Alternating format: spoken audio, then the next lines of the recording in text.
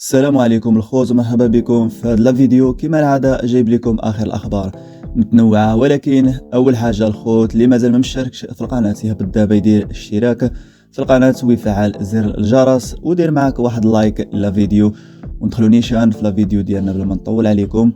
اذا اول خبر الخوت هو نهضروا على فريق الهلال السعودي واللي كيلعب معه البطل والاسطوره حارس مرمى الدولي المغربي ياسين بونو.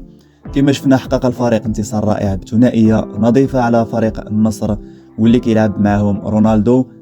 رونالدو واخا هكاك ما داروا والو حيتاش كاين في المرمى بونو، واش غيجي وماركي على بونو؟ ولكن اللي وقع من بعد هذا الشيء هو ان بونو وصحابه في الفريق طلبوا من المدرب ديالهم البرتغالي خورخي خيسوس اجازه لمده يومين زعما على الانجاز اللي داروا. ولكن شنو بغاو يديروا في هذه الاجازه؟ انا بان لي واقع الا بغاوي اكتبوا لي في الكومونتيرات الخوت نتوما شنو بالكم. ولكن المدرب البرتغالي كاع ما بغى ورفض لهم هذا الطلب وقال لهم زعما راه حقا عندنا واحد المباراه اللي مهمه بزاف امام فريق سباهان الايراني في دوري ابطال اسيا، وهو يزرب عليهم وقال لهم راه خصنا ندوزو للتدريبات.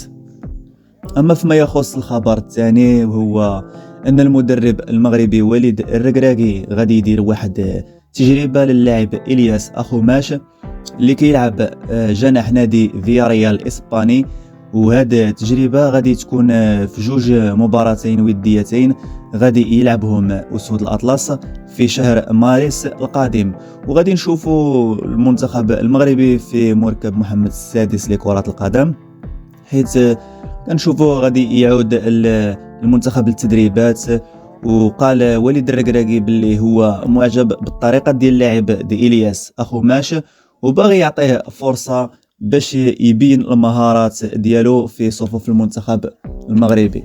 ولكن خاص الركراكي يتواصل مع مدرب منتخب المغرب تحت 23 سنه عصام الشرعي باش يعطيه موافقه لضم اللاعب، حيث هو اصلا معول على اللاعب الياس اخوماش باش يلعب في المباراه الوديه اللي غادي يلعبها المنتخب المغربي الاولمبي ضد نظيره الويلزي بمدينه انطاليا التركيه.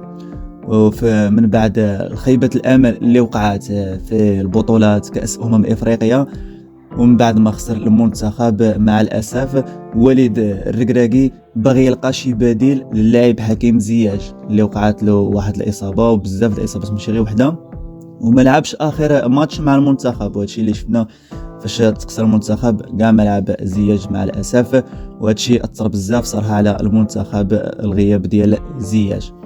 وكيشوف وليد الركراكي باللي الياس هو اللي قادر باش يعوض المكان ديال حكيم زياش، ولكن راه لابد كما قلنا باش ان مدرب الاولمبي عصام الشرعي يعطيه موافقه باش تتم هذه العمليه. وصراحه ما غاديش نشوفوا واحد التغييرات اللي كثير على المنتخب، هناك واحد 3 أو 4 ديال اسماء جديده غادي يلحقوا بصفوف المنتخب المغربي. نشوفوا لاعب يلعب في مركز ظهير ايسر واخر مدافع اوسط ولاعب وسط ميدان هجومي وجناح. هادشي اللي كاين وكنتمناو من عصام الشرعي مدرب المنتخب الاولمبي باش يعطي الموافقه ديال الياس اخوماش باش يلعب مع اسود الاطلس، حيث وليد الركراكي عنده واحد الثقه في هذا اللاعب، ومادام عنده واحد الثقه في هذا اللاعب الا وغادي يكون عنده واحد الحضور غادي يعطي واحد التاثير كبير وجميل على المنتخب المغربي.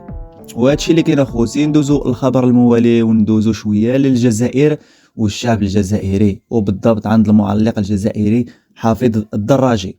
وهذه المره بين حافظ الدراجي على الحقد ديالو تجاه المغرب، وهادشي بسبب الحكمه المغربيه بشرى كربوني اللي شفناها كانت واقفه وكانت حكمه رابعه في كاس افريقيا من بعد التعليقات النهائيه لكاس افريقيا واللي جمعت كوت ديفوار ونيجيريا. وشفنا حافظ الدراجي كيتجاهل انه يقدم المعلومات اللي كان خاص ولا بد يقدمها للمشاهدين، حيت راه هذا جزء من العمل ديالو، يعني ضروري كان خصو يقدم المعلومات. ولكن هو تجاهل انه كاع يعترف باللي كاين واحد الوجود ديال واحد الحكمه مغربيه، ولكن حافظ الدراجي ما بغاش يعترف باللي كاينه حكمه مغربيه رابعه في المباراه، اي الحكمه بشرى كربوني بطبيعه الحال. وهنا كتبين التصرفات ديال حافظ الدراجي باللي عنده عقدة اتجاه المغرب والشعب ديالو، سواء نساء أو رجال أو أبطال. ودابا ندوزو لفرنسا، وبالضبط عند كيليان مبابي نجم المنتخب الفرنسي وباريس سان جيرمان. وكنشوفوا بلي مبابي الاسم مرتبط بزاف ديال الانديه الكبيره واللي كنوجدوا فيها العملاق الاسباني ريال مدريد، هو اللي في المقدمه واول الانديه اللي كيطالبوا بضم اللاعب. ولكن راه الوجهه ديال مبابي مازال ما معروفاش حتى لهاد الساعه. كما كنعرفوا العقد ديال مبابي غيتسالى في يونيو المقبل، وهذا الشيء علاش كيتعتبر ابتداء من يناير باللي دخل في فتره الحره من عقده، ويمكن ليه يتعاقد مع اي نادي اخر. وهذا الشيء اللي خلى بزاف ديال الانديه الكبيره يتنافسوا على ضم مبابي للفريق ديالهم والحصول على الخدمات مبابي. وفي هذا الصدد فجرت صحيفه دايلي ميل البريطانيه مفاجأة كبيرة، واللي هي أن مبابي كيفكر في الانتقال للدوري الإنجليزي الممتاز من خلال توقيع للعملاق اللندني أرسنال. هي مبابي كنشوفوا باللي على ما قالت الصحيفة باللي أنه كيفكر يمشي للفريق الأرسنال. وأكدت الصحيفة على أن أرسنال كيمثل وجهة محتملة للنجم الفرنسي، لحقاش كان كيلعب فيه النجم المفضل ديال مبابي واللي هو تيري هنري، وحقق معاه نجاحات كبيرة كما شفنا. ولكن من جهة أخرى أكدت صحيفة الاندبندنت في تقارير سابقة أن إدارة أرسنال ما غاديش تقد تكسر سقف رواتب الحالي ديال الفريق. والغريب في الأمر هو أن فريق ليفربول ما قدم حتى عرض باش يضم النجم الفرنسي كيليان مبابي اللي لا صفو فيه. وبالرغم من تواصل المقربين من مبابي مع النادي الانجليزي، واكدت صحيفه دايلي ميل باللي الدائره اللي محيطه بمبابي كاع ما مقتنعه بالعرض اللي قدمه ريال مدريد لمبابي.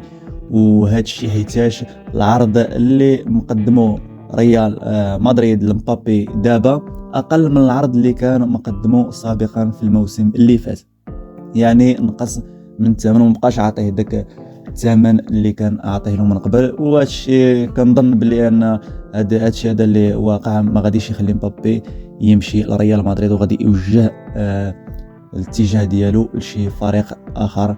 وكما قالت صحيفه دايلي ميل يقدر يمشي للدوري يمشي للفريق ارسنال. وكنتمناو الخير للجميع، وشكرا خوت على المتابعه. اللي مازال ما مشارك يشارك في القناه وديروا لايك للفيديو اللي كمل معنا الفيديو. نتلاقاو في فيديو اخر. بيست.